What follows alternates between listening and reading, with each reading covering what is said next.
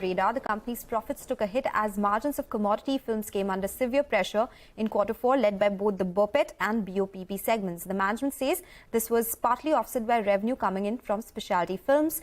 They plan to build on this portfolio as well with many new launches. To discuss their performance in Q4 and guidance for the current year as well, Pankaj Poddar, the CEO of the company, is joining us now.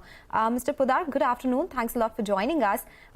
Two-thirds of your total film revenues come in from specialty films.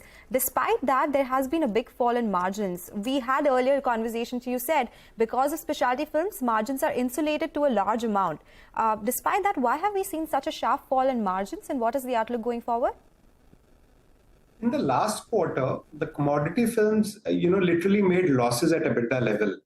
And if we see the overall industry, most of the players had to suffer losses because of the way the margins were there. We feel first is that it is temporary, though obviously there is some bunching of capacities. But the current levels were not sustainable, and they should improve.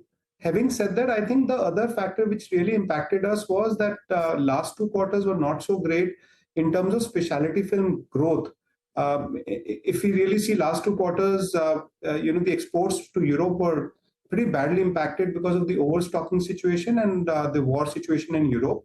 That also is now getting stabilized a bit, what we have seen in the recent months, and that should also get better in the times to come.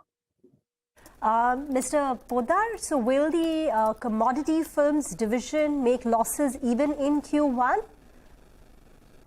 What I said earlier is that, we felt that the worst is behind us, and they should start showing some improvements in Q1, though, they may take 2, 3, 4 more quarters before they come back to normal levels. But the last quarter was really unsustainable, and we are already seeing some upstick in the Q1 of this year. The extent of the EBITDA loss for the commodity business in Q4, and what could that number look like in Q1, just to understand the improvement that you're talking about? What we feel, obviously, Q1 is still undergoing, but what we feel is, at least in this quarter, it should make some small EBITDA money.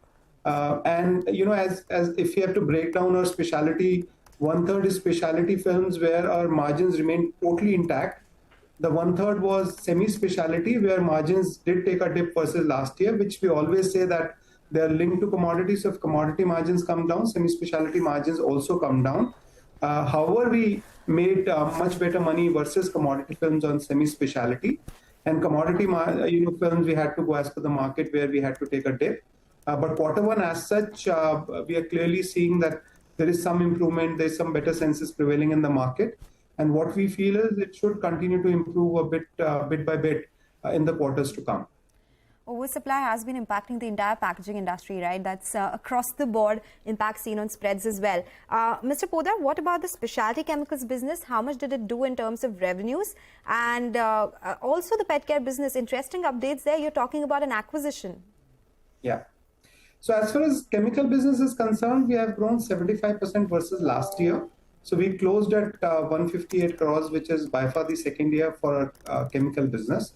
So we feel it's a decent growth. We have just launched adhesives, industrial adhesives for certain applications, which collaborates very well with our film business. As far as Ziggly is concerned, versus last year, that also is the second year for us in Ziggly, where we have grown by 9 times. And our current GMV is now hovering at roughly 2 crores per month. So there also what we are seeing is a month-on-month growth. As far as the acquisition is concerned, we are about to close on one of the acquisitions in pet care space. The company that we intend to acquire is into online e-commerce business, and we are on the verge of finalizing that deal.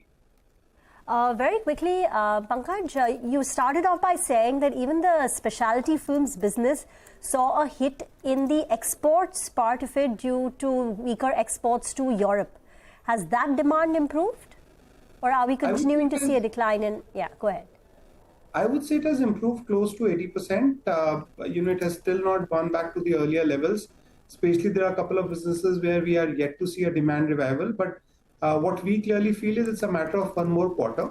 What we had also told earlier in the last quarter was that 70% of the price down impact had been taken in Q3 in terms of inventory correction. The remaining 30% happened in Q4. So that is another item which should be behind us in terms of inventory corrections, because raw material prices and FG prices took a sharp dip post the the petrochemical corrections which happened in Q3 and Q4. So that is another item which should be behind us now. Okay, Mr. Poddar, out of time, but would speak to you very soon in detail about what's happening in the packaging industry and the other avenues of growth as well. Thanks a lot for joining us today. That's Cosmo First. Things are looking up in FY24. We'll slip into a break and get you on more on markets and stock-specific action on the other side. Stay tuned.